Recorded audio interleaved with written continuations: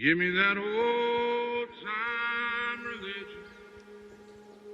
Give me that old time religion. There's an old church out here once, just off Devil's Creek Road.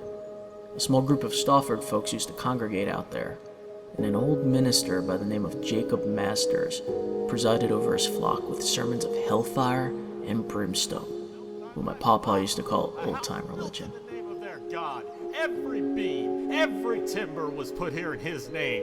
Did this false God speak to me, brothers and sisters? No, he did not. A child of his own flock, a messenger of his faith, wasn't worthy. Jacob took my Laura from me, and I didn't do nothing because he told me it was God's will.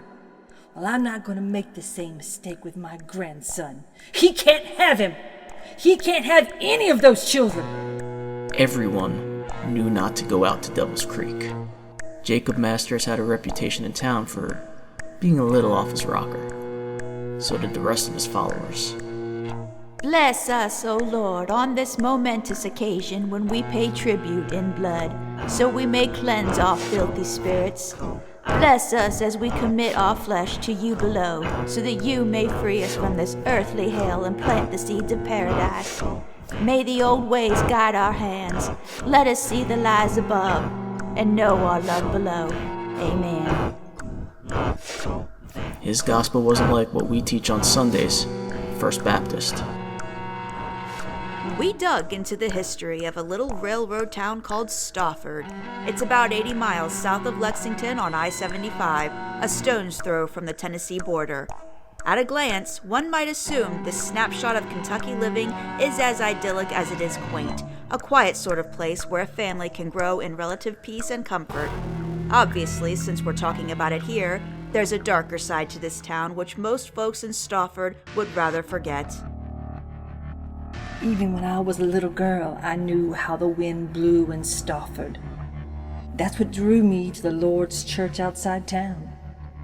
I think that's what drew most of us, if I'm being honest. We just wanted something different, something that just wasn't the same hypocritical rhetoric. All that stigma around the scary church in the woods was just more gossip from the Stauford rumor mill. There were 6 children who survived the inferno, dubbed the Stauford Six by local media. Aside from a Stauford Tribune article reflecting on the 5-year anniversary of the incident, all mention of the survivors seems to have slipped between the cracks of history.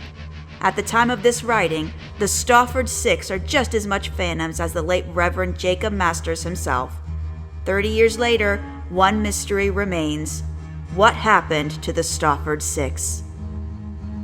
But it was then, my lambs, I heard the voice of another God, the one true God, and I discovered I'd been praying in the wrong direction. The one true God spoke to me as plain as I speak to you here and now, and told me I would build a new kingdom from this very hill, a kingdom from which a new world would spread. Our new Lord told me of the old ways upon which our very beliefs are founded, and that, my brethren, is why we are gathered here tonight. We will fertilize the earth with the blood of the chosen, so a new kingdom may take root. The legend of Devil's Creek remains a scary story told to spook the young, a story given occasional life by the whispers of a boogeyman named Jacob Masters, who still haunts those woods. Tonight, we will birth a new world together. Tonight, we will pluck the fruit from the forbidden tree and watch it rot in the earth.